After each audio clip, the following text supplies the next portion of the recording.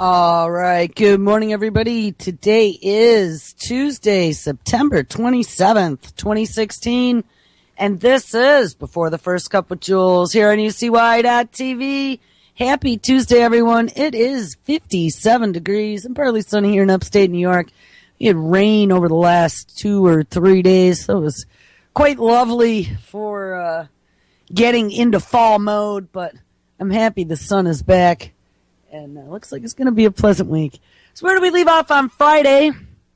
We titled the show, Police Force Robots, Scanners, and Ubiquitous Surveillance. And I made a right turn last week and decided to head down the path of looking at frequencies and pulse weapons and some of the different technologies and things that they could do, manipulating not only sound, but microwaves and millimeter waves and optical. I mean, we looked at all kinds of different frequencies and different technologies that are in development right now that, I hate to say it, but many of these technologies made me just stand there with my mouth open because I had absolutely no clue that they were at the point of being that level of advanced.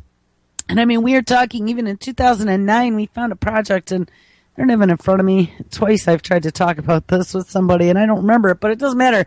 We read it back on Wednesday or Thursday. It was 2009. It was a project from DARPA that was utilizing microwaves to be able to beam audio, whether it be conversations or one-way or two-way communication. It was, of course, all in the name of the battlefield and being able to keep communication secure, but they were able to beam voices into people's heads.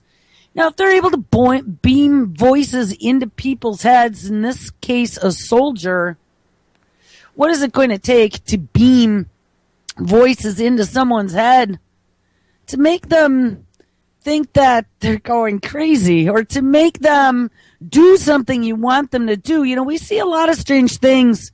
This world is pretty upside down, and technology is a big part of why this world is upside down. And, you know, after being in technology for 25 years, anyone who's about my age knows that we are that last generation that really grew up and learned without the use of technology. We did not really have it when we were younger, maybe in our teenage years.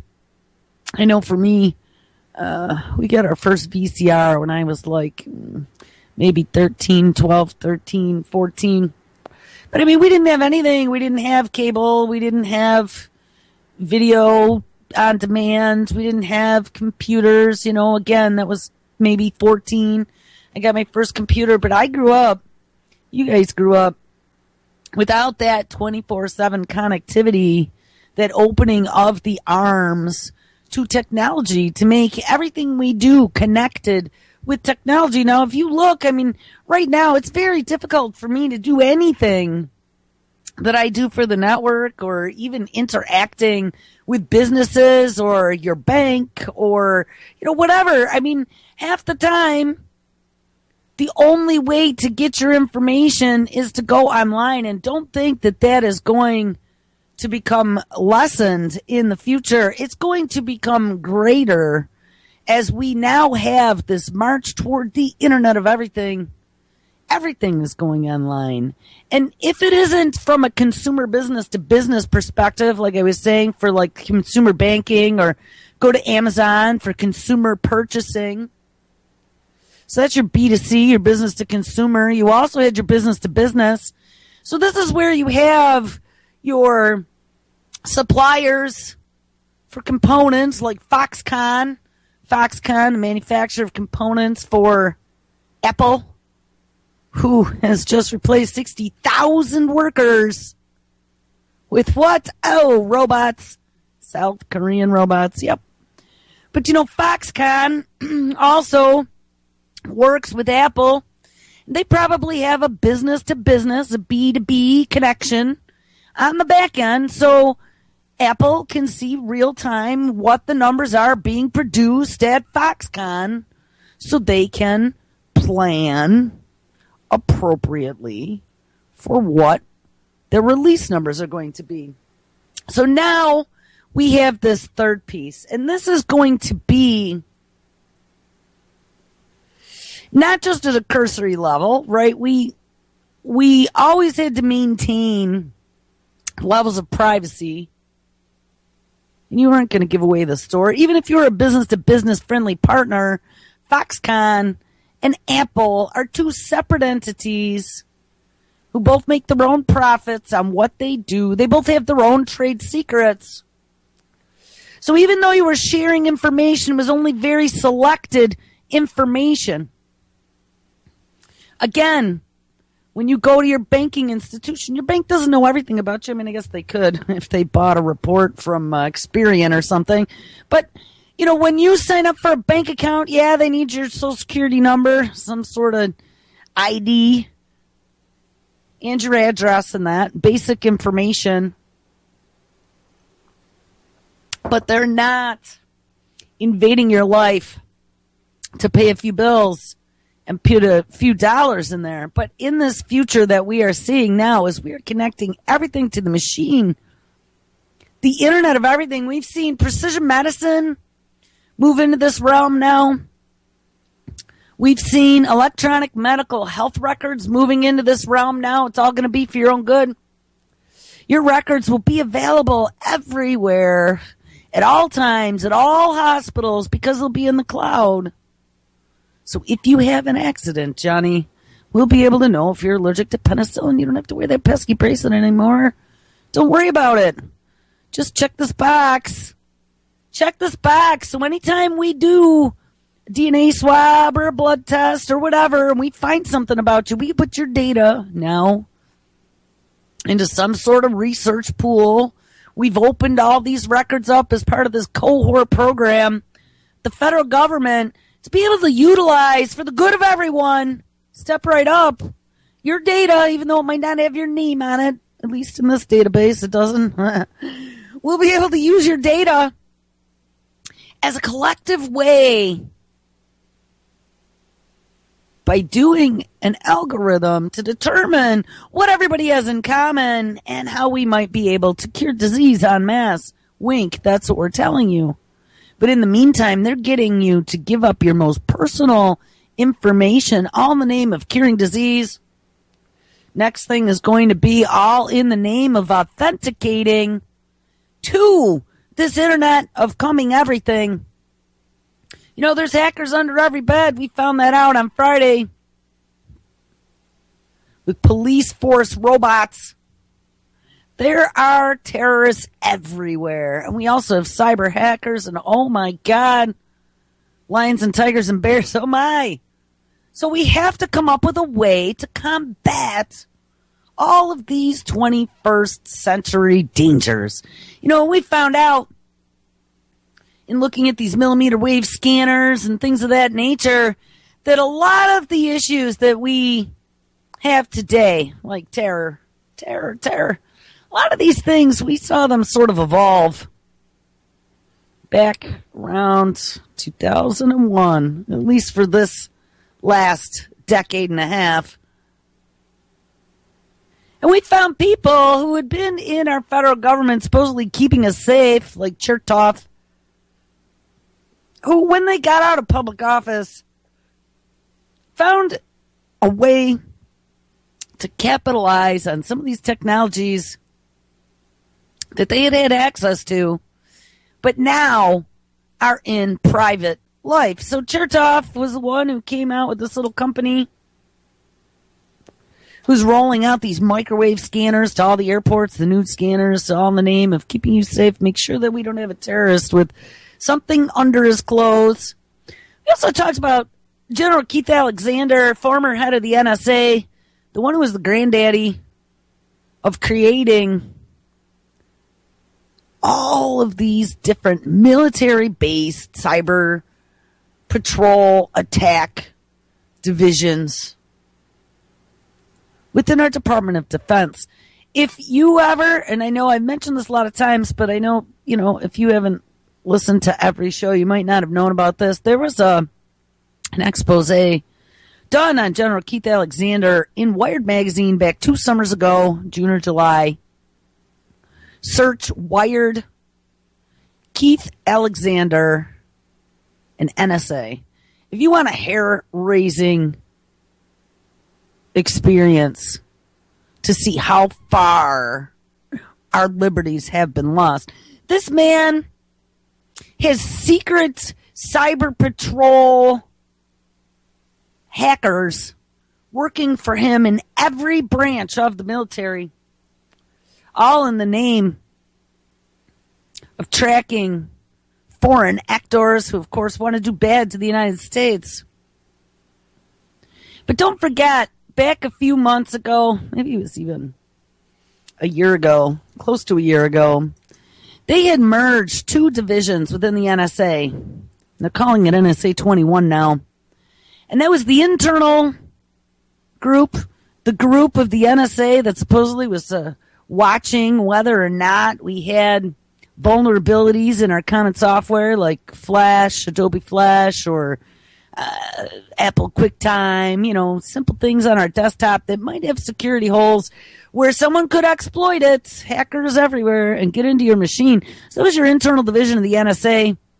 They were making sure they kept the infrastructure of the feds. And now, of course, tech companies and businesses all over this country, they've sucked them all into that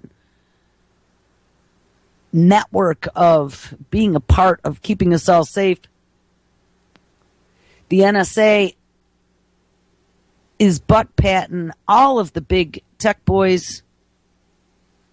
And so are the feds, so's precision medicine.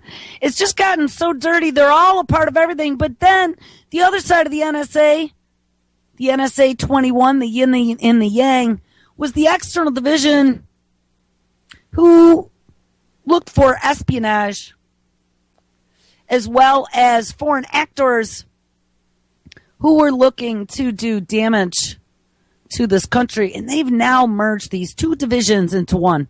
So this one single super powerful NSA division now exists that not only knows all the things that are going on outside this country and things that they're trying to do in the inside of this country, supposedly, but they also know all the vulnerabilities that they are utilizing, not only to be able to go out and attack Chinese or Russian hackers' computers that you think might be hacking your DNC database, but you also can turn around those vulnerabilities to the United States and come in and look at little Johnny's history to see what he's been doing, take over his machine, and go in and look at his latest downloads. I mean, not that they couldn't do that before, but they have now put it in this one beautiful package. We're moving everyone to the cloud. We're upgrading all these devices to be able to be compatible with X, Y, and Z, the newest technology that we've convinced you that you need. Put it all up in the free storage that we offer you and use your emails on this free email that we give you. Talk to all your friends on your Facebook chat and tell them everything you're doing. Because now we have this one unified interface where any of those in charge can keep a minute-to-minute finger on what you are doing and what you might do in the future. Because as they're dragging all of these statistics into one central location, and then they're applying another of these disruptive technologies we've talked about,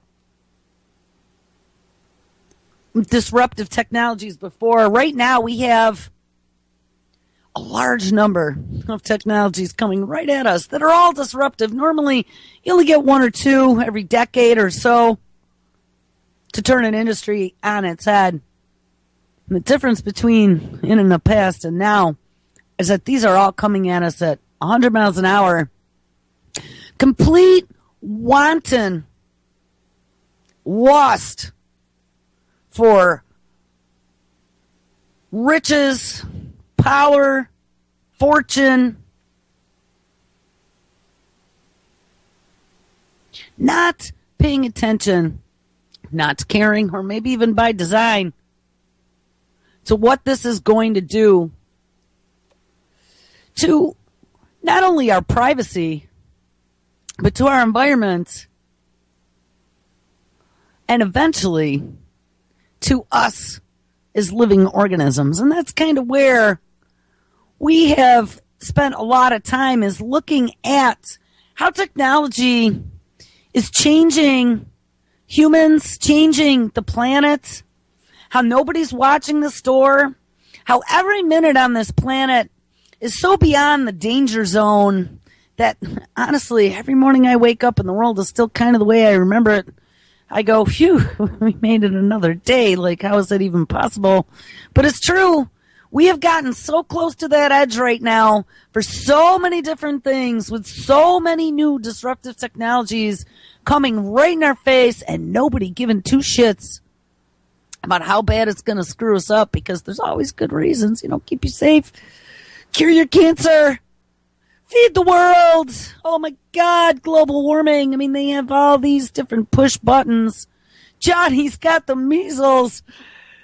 All these little push buttons to psychologically manipulate you into going along with whatever the newest narrative is. They've gotten very good at that. Don't let them do that to you. Don't believe anything just because they tell you. I have to say, and I've said this before, but I'm going to say it again. I know my mother doesn't listen to the show, but there was ever one thing, despite the fact that my mother and I fight a lot, we butt heads a lot. But if I had to give my mother credit for one thing when I was growing up that she said a lot of times, and I always listened to, and it used to drive my friends crazy, and when I was in class, it used to drive my teachers crazy, is she would tell me, don't believe something just because somebody told you. Now, you have to remember, my mother was a product of being raised very strict Catholic and had the crap beaten out of her by nuns and believed every bit of what they fed her over all those years until the 60s and the 70s hit, and she came to the United States and she realized that her whole life she'd been brainwashed. And I mean, she literally would call it that too when I was a kid, that she'd been brainwashed. And they used to feed her all this crap. These nuns would sell her the story, and she believed it hook, line, and sinker. And then as she started to pay attention to the world and kind of meet other people outside of her comfort zone, she realized that it had all been one big fat lie. Well, that's exactly what they're doing to us. We got to get outside of this. It's not about the technology. It's not about putting you in a database. It's not about how wonderful it's going to be able to cure Aunt Susie's cancer, or to be able to send an email 24/7 with a blink of an eye as you twitch your nose, and you can type with your tongue on the roof of your mouth. Hey, one of these days they'll have something crazy like that. All you have to do, actually, I saw this story. This made me think of us. There was a monkey. I don't know if you guys saw that, but there was a monkey that they've been able to hook up to a brain-computer interface. And that monkey can type on a keyboard using his brain. Now, how fitting, of course, that they're using this poor little cute monkey. He can type 12 words a minute with a brain-to-keyboard communication interface. Now, they're going to sell this at Christmas time for $29.95. I can guarantee it. At some point in the future, as a cool little toy to get everyone to buy in. But we had also been reading about how much information can be given away by allowing them to read your brainwaves. Now, there was a story they had announced a while back that brain prints are just as unique as fingerprints. And as we have been digging into all these different technologies, especially with these scanners, of course, all sold to you at airports to begin with, but we had these millimeter wave scanners, and we had them using lasers. Remember that one? The laser to be able to tell from 50 meters what you had for breakfast, because it's an atomic molecular scanner that could tell substance from one single atom. We have these skybender drones that are going to be put up to give you ubiquitous internet so you can be connected 24/7 in the jungles of Africa. What they don't tell you is that they're also utilizing other frequencies, not just the 5G, but also some of the millimeter wave. It's been used for many generations in the military for surveillance, like, seeing through walls, doing spectroscopy. They've been using that also for a long time in the space discovery, where they utilize the millimeter wave on a telescope, and they point that toward a planet or a gas cloud. They're able to get all the pretty colors, and each pretty color corresponds to an element. Actually, it was always my favorite part of astronomy, was doing light shifting and spectroscopy. I took a lot of astronomy classes in college. It's all physics. I don't know if you knew that, but that was why I was going to go for my physics degree as number 2. But it got really hard then, and I wanted out. But I did take a lot of astronomy. I had a boyfriend, rocket scientist boyfriend back in those days, who already had his physics degree to boot.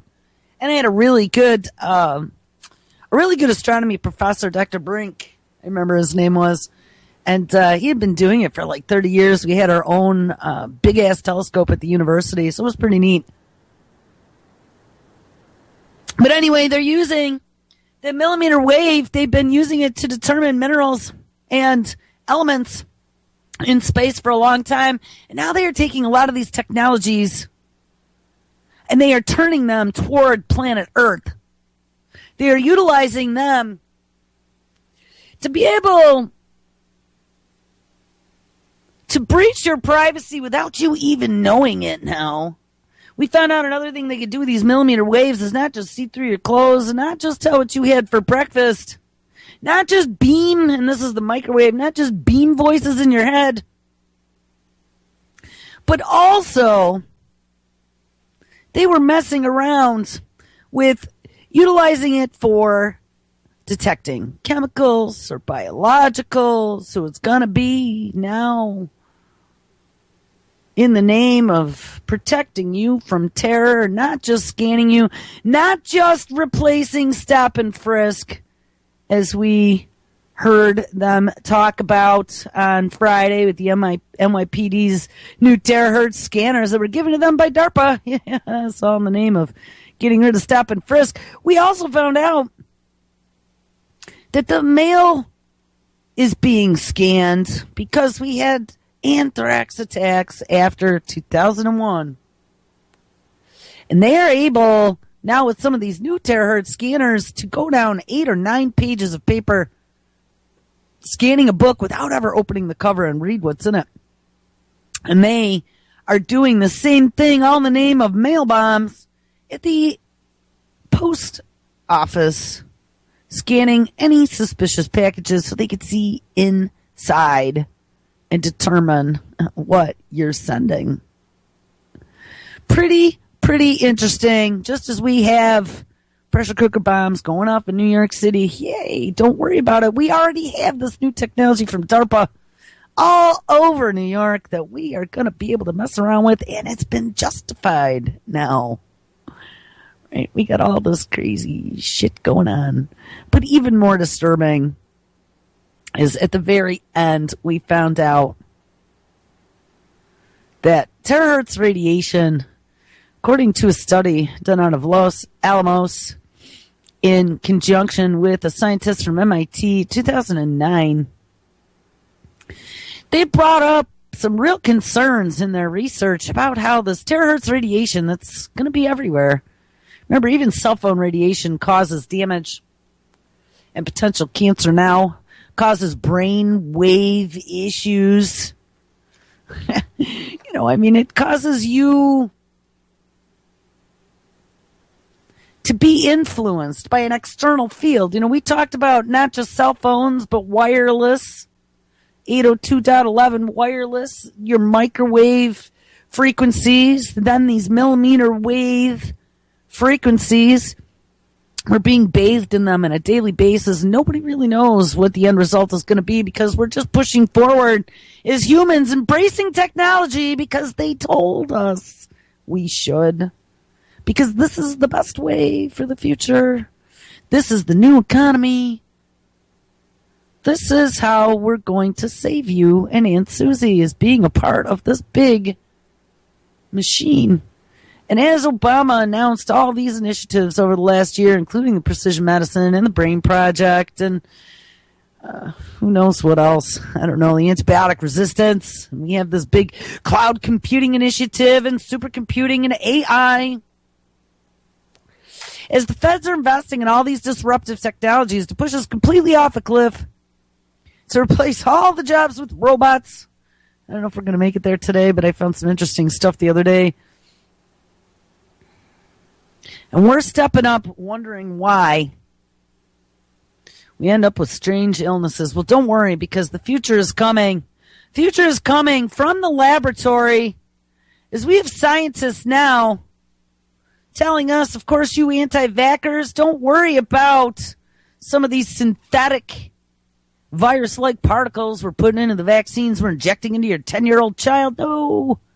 Don't worry about these recombatant vaccines, even from old school, that have SV40 in them. No, or contaminated.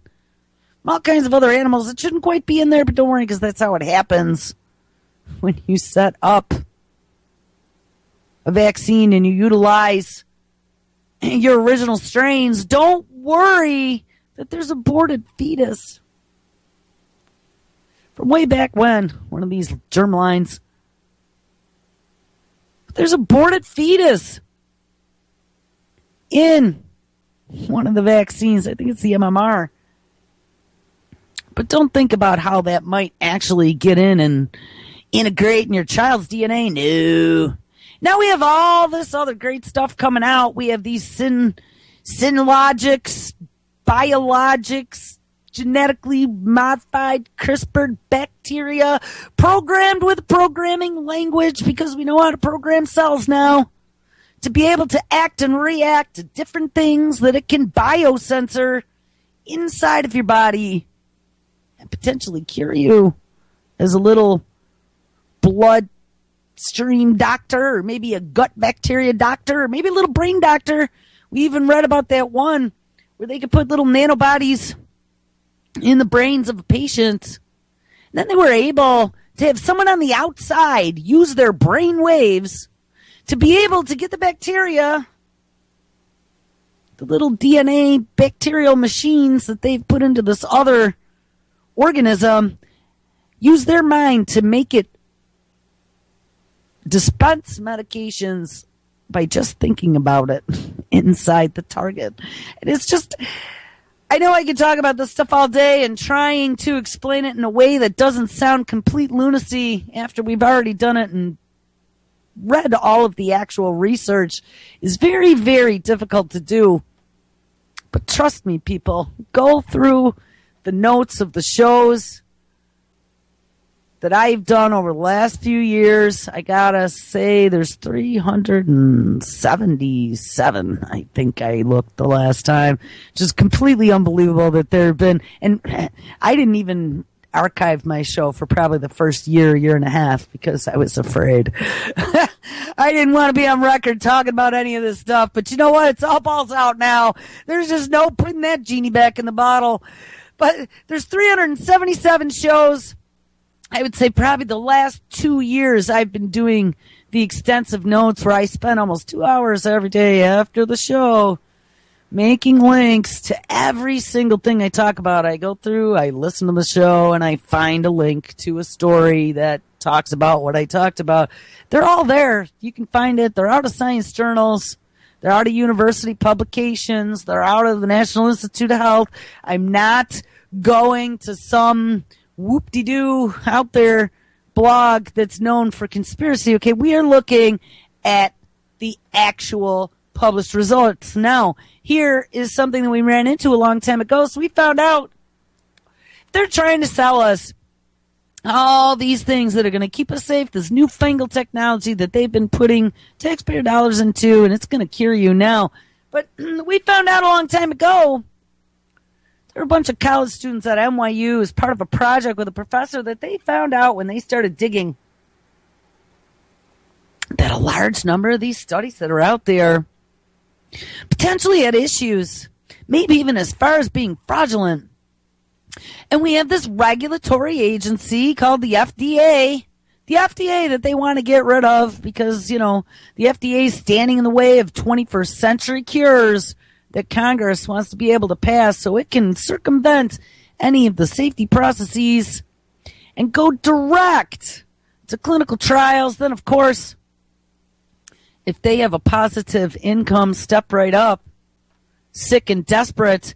If they have a positive outcome, they'll be able to spin your story into a case study and sell all kinds of research. But we found out that a lot of the research, even if it was found to be fraudulent or potentially not 100% true, or maybe it was influenced by some money on the backside or by somebody hoping to be a world leader in some new technology. Because remember, there's a lot of megalomanias. Is that how you say it? Megalomaniacs that are in all of these industries, and they just lust after power and control and money, fast cars and hot chicks. Woo! I just saw actually at Albany State University here in New York. I had a friend who went to Albany for physics and meteorology. They're pretty prestigious school in the SUNY system. But the guy that they put in control of wooing all of these different industries to Albany, which happens to be our state's capital, there's a huge corruption probe going on now between state contract. I've talked about that before, state and federal contract. We have different companies that are on this contract, and they have to set certain prices. But I guess that they had some sort of circumventing bidding thing, and he was going out getting all these tech companies to come to Albany to help them do all this crazy research, and a lot of it was in genetics and things, these labs. And now they discover that it's just corruption, major corruption going on, and it was all fueled by money and power. The guy made over $1 million a year and drove Lamborghinis and things. I don't know. They were talking about his hot cars. And he just couldn't be stopped. And, sometimes people will do anything for money, and it's very disturbing. Money or power. So here we have, not just in one university, but in many universities across not only the globe, but here in the United States, here in government labs, here in private institutions, here in corporate labs, nobody is watching the store. There's no overarching entity that is really looking at who is doing what. And it's all in the name of rolling out some new-fangled something that might be the next big thing. Well, here we go now. Brand, spanking new story. Science journalists are now suing the FDA over alleged manipulation of news. So not only is it, we found out a while back that the FDA had been allowing studies and research to be published that hadn't been fully baked, that might have had some credibility issues. And even if they had discovered it after the fact, they weren't requiring them to redact it or remove it from the scientific publication. Well, now we have science journalists suing the FDA over alleged manipulation of the news. Now, who would have thunk it? It's Orwell, 1984, happening everywhere. And one of the reasons why we have things such as UCY, guys, put on your thinking hats and come do a show is what it's all about. Start digging and pulling a thread and uncovering this stuff. Hey, you don't have to be a movie star, but you know what? We need people to start digging into this because most people don't pay attention and they just go along with what they are told. Let's challenge people. Maybe if we beat them over the head enough, they'll start going, what? Not another one. Well, listen to this. The U.S. Food and Drug Administration may reportedly still engage in banned practices that manipulates popular news coverage And a few of America's top-sized journalists are railing against the government organization because of it. One of them is even suing the FDA for documents related to the matter. The commotion, and here we talked about this, raised by NYU journalism professor Charles Schiff in a feature story at Scientific American, and that was probably last year. It deals with the FDA's use of worrisome media strategy called close hold embargo. Selfie's NYU colleague and journalist Ivan Ornsky previously detailed the matter in a series of posts at his blog, Embargo Watch. Closed hold embargoes let a select few journalists get access to newsworthy information, yet only after they agree not to contact anyone outside the organization for what? Oh, second opinions. Ding, ding. How dare you look over what we are doing here? How dare you critique whether or not what my conclusions are correct or not? How dare you criticize? I mean, this grooming of the narrative, this putting everyone into compartmentalized boxes to be able to manipulate the narrative that they are feeding out to us has gotten to the nth degree. So the result of all of this closed hold embargoing, is that due diligence goes out a window. Ding! Without the ability to contact outside experts, a bunch of stories appear in the most popular news outlets in the world all at once, yet without any independent expert voices to backstop the new information. And with the FDA, the stakes couldn't be higher. It's an organization whose decisions can determine whether a drug, a medical procedure, or a policy is safe for the public, or, of course, little mini nanobots in your blood. There's a lot of that going on right now. A lot of trials that they want to kick off. A lot of CRISPR in humans that they want to do. That FDA is the one that's supposed to be in charge. But remember, we learned it's not. They're not watching anything. So now we have these lunatics in Congress with this 21st Century Cures Act. They want to just get rid of the FDA altogether. Hey, they're not doing anything anyway, so don't worry about it. We're going to let the consumer decide whether or not the risk is worth it for them to be able to take this untested technology, put it in their body, and potentially become an important figure in history as they become the first. They become the first to be cured by a nanobot. They become the first to be cured by CRISPRing. They become the first to be ones that have eye-blinking, keyboard-typing machines embedded in their ear. I mean, who knows? There are so many of these crazy technologies right now coming out. And like I said, out of all these labs, no holds barred, nobody watching the store, all disruptive technologies, all getting ready to hit the stage. And they just want it to be a free-for-all.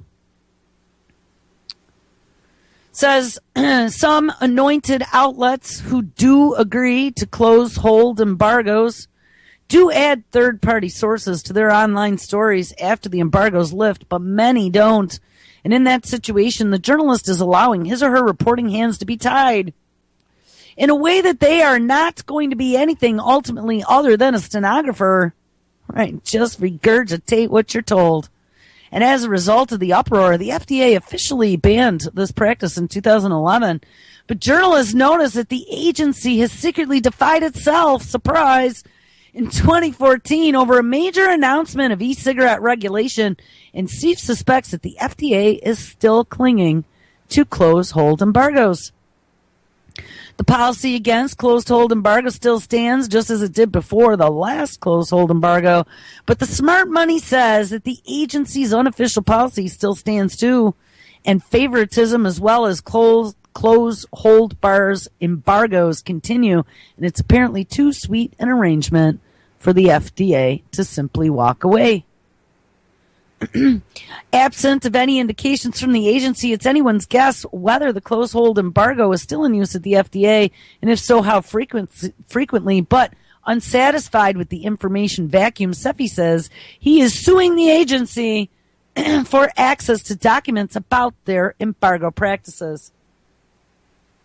The lawsuit alleges that the FDA is unlawfully withholding information from Cefi that he requested in 2014 and 2015.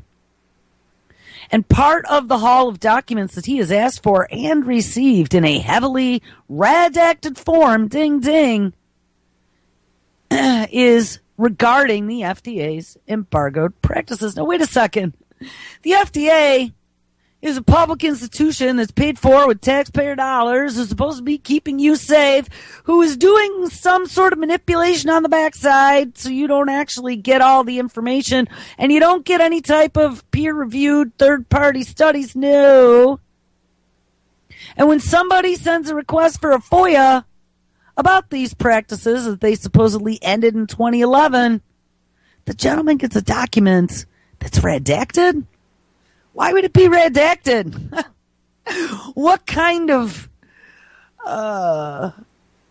confidential, classified information could potentially be in it? Like, how insane is that? He gets a redacted document from the FDA about their openness policy and about how they're publishing research. Run away screaming. People do not line up for any of this 21st century cures.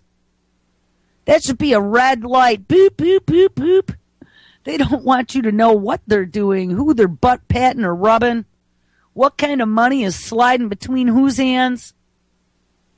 It's very frightening.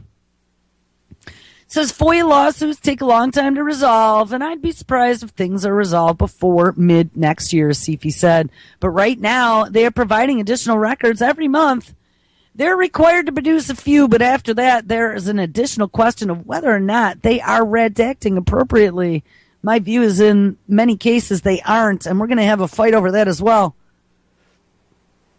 Business Insider, who was the publication that originally published the story, has contacted several officials at the FDA, Office of Media Affairs, for a response to the lawsuit, and the criticisms presented by Cefi's piece, specifically citing his assumptions that they are still using these closed-hold embargoes, but the FDA did not respond for comment. So there you go. Who would have thunk it?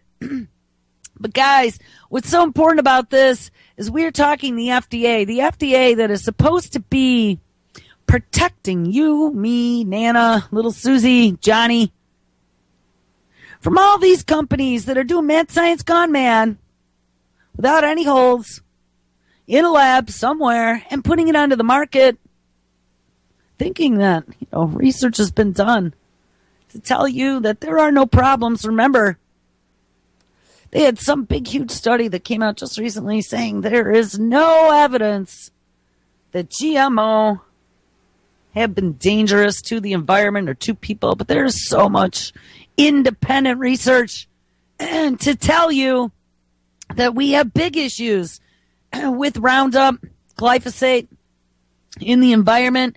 There are potential issues here that we're talking about when we start looking at CRISPR and all the things. I mean, we are talking about rebuilding the building blocks of life. Well, there was a story that came out, and this is frightening. Came out on Friday, titled, Monsanto just got access to the world's most powerful gene editing tool. Now, we know that there is a purchase on the plate right now. I don't remember how much the purchase was for, but it was a very large number, billions of dollars. Where Bayer, the spinoff from the original IG Farben, who, yes, worked in Germany with the Nazis, doing mad science gone mad, developing things such as Cyclone B, is looking at buying Monsanto. And an announcement came out on Friday. We're waiting for regulatory approval on that. But an announcement came out on Friday that Monsanto has now acquired a non-exclusive global licensing agreement from who? Oh, MIT's Broad Institute, as well as Harvard, to use the CRISPR-Cas9 gene editing system. Now, who do we know who's involved with gene editing and MIT's Broad Institute and Harvard and CRISPR? Oh, our good old buddy, Georgie Church. Yes, good old Georgie Church. He actually comes up in this story, believe it or not. We also, way back when, read a couple articles in regards to how, we've talked about this a few times, how CRISPRing, this new gene editing technology, zipping and unzipping DNA, something, by the way, that terahertz radiation can do as well. Zip and unzip, zip, zip. Actually, I think it's just unzip DNA. We found out that this new technology utilizing CRISPR on foods is going to circumvent them having to label or tell you in any way, shape, or form that what you are eating is genetically modified. Their rationale is that in old school genetic modification, we were putting a foreign organism DNA into whatever we were splicing and dicing, whether it be like a flounder tomato so it doesn't freeze, or a flavor saver tomato, or a non-browning potato. I think that's actually CRISPR, that one they just released, or the non-browning apple. But they're going to allow them to do this because they're just going to be now manipulating the DNA of the organism, mixing around those A, T, C, and Gs, as opposed to putting foreign DNA into the organism, which was old school. Don't worry about that. Genetic modification. And in the end, what that's going to mean is that they can make frankenfood any way they want. They can put any type of combination of A, T, C, and G in there to make it do all kinds of fun things, and not have to ever tell you that anything's been done to it. So the financial terms of the agreement between Monsanto and the Broad Institute, as well as Harvard, have not been disclosed, but you can bet it didn't come cheap. The CRISPR genome editing technology is revolutionizing a number of fields. Of course, another disruptive technology, but this one is going to screw us up, guys. I'm telling you. These are the building blocks of everything alive on the planet. A, T, C, and G. And now we're going to mix them up in a petri dish. Of course, there's not a big watchdog keeping an eyeball on this. We got the FDA, who's just making their own rules. And this is happening at a global scale. We had that Adagene. We read about that non-for-profit back a while ago who'd let 60,000 copies of CRISPR go out to anyone and anyone who wanted them, so you could splice and dice in mommy's garage. We got laboratories all over the planet, many of whom have no rules at all. Even though we pretend we have rules here, go to China. China's doing whatever their government told them to do, and it's probably all in the name of trying to find new ways to weaponize different technologies. We actually found out that gene editing and pulse wave technologies and cyber attacks and all this stuff is now considered weapons of mass destruction. This is where the battlefield is in the 21st century, guys. Double-edged sword. And the people that are in control of this technology are not benevolent dictators. Okay, so there's big dangers. Financial terms of this agreement were not disclosed, but you can bet it didn't come cheap. The CRISPR gene editing technology is revolutionizing a number of fields, making it easier for geneticists to delete or add traits to an organism, whether it be a zebrafish or a retrovirus. Yes, let's see if we can make it so dangerous it can wipe out the entire population to 99.99% accuracy, like in a gene drive. Or, it doesn't matter, it could be collard greens or even a human. Let's just CRISPR the planet. CRISPR is fast and powerful and in the hands of Monsanto and now potentially Bayer. Bayer, who's connected to IG Farben, who's connected to the Nazis, Bayer, yes. This will boost the company's ability to create seeds and crops with desirable characteristics. Yes, not those defective characteristics, such as drought and disease resistance, healthier fat content, nutraceuticals, and added flavor. Oh, yeah, it's all about the goodness. Step right up and accept it. Or maybe it's going to be non-browning apples or non-bruising bananas. CRISPR may not be the first gene editing tool to be made available to Monsanto. No, it isn't, but it is the most powerful. Just what we want in the hands of Monsanto and Bayer. Monsanto, which was purchased by German drug and chemical maker Bayer for $66 billion last week, cannot use this technology in any way it sees fit, or at least in the front room. According to the terms of the new agreement, the company cannot conduct gene drives. Well, phew. We've talked about gene drives. A lot of the funding from the Bill and Melinda Gates Foundation in regards to mosquitoes being able to spin a genetic trait through an entire population. Remember, there are two ways you can use gene drives. One is called population suppression, like to tamp down on the numbers so they can't reproduce.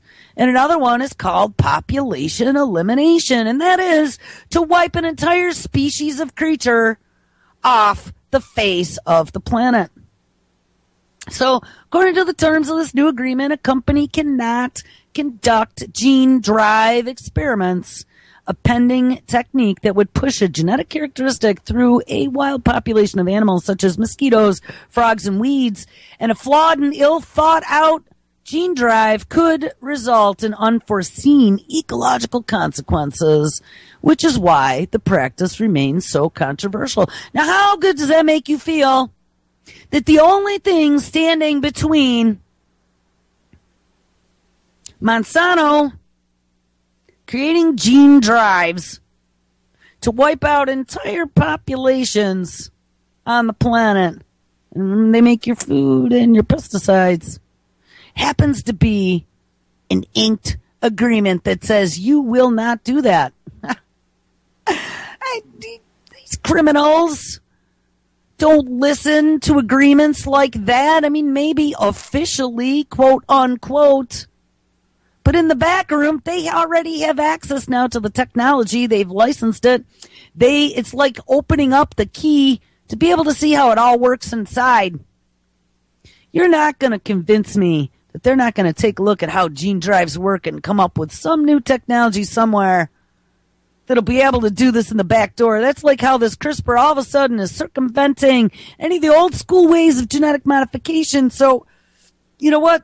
Don't worry about it. We're going to do this anyway. We're genetically modifying, but we're not going to call it genetic modification. But the sad truth of the matter is, it is genetic modification. It's probably even worse than old school, because now they can make wings grow out of the back of your head if they wanted to.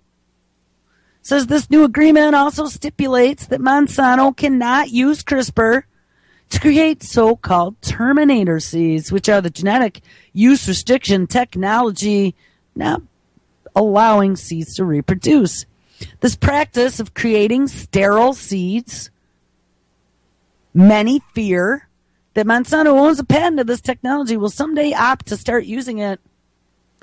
But by creating crops that cannot naturally self-replicate and making farmers dependent on those seeds, agriculture firms like Monsanto stand to make tremendous profits. And if they turn that same technology toward humans, the practice of creating an organism that puts out sterile seeds, do you or do you not see how that could be considered population elimination? Because I most certainly can.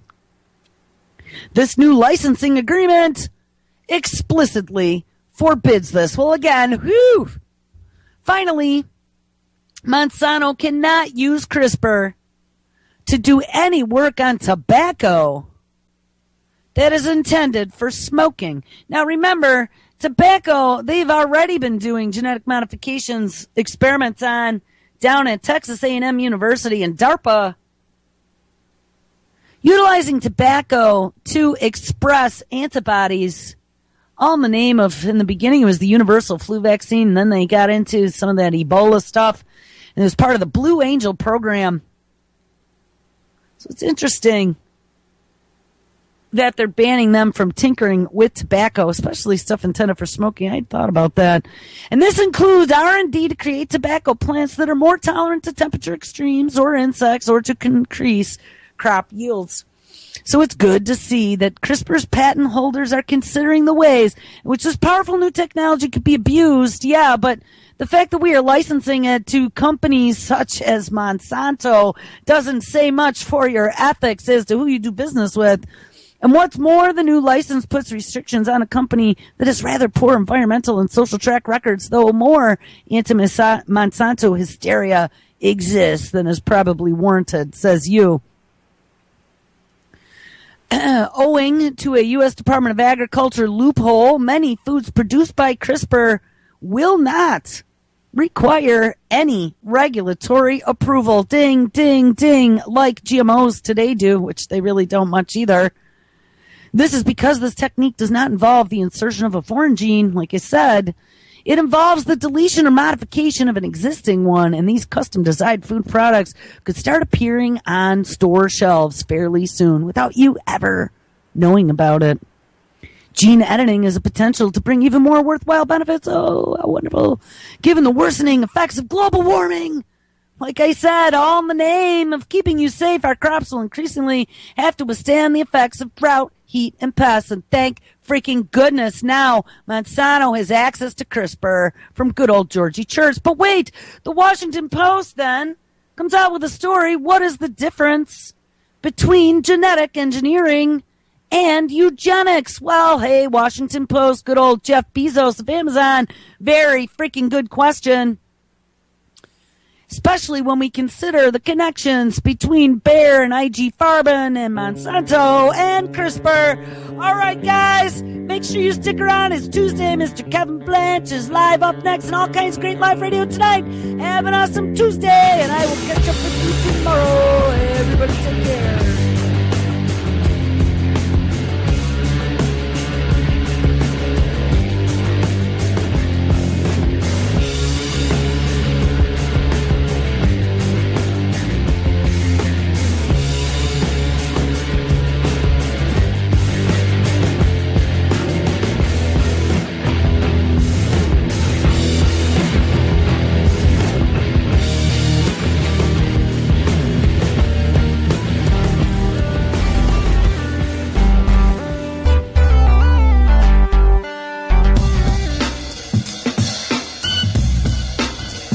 My name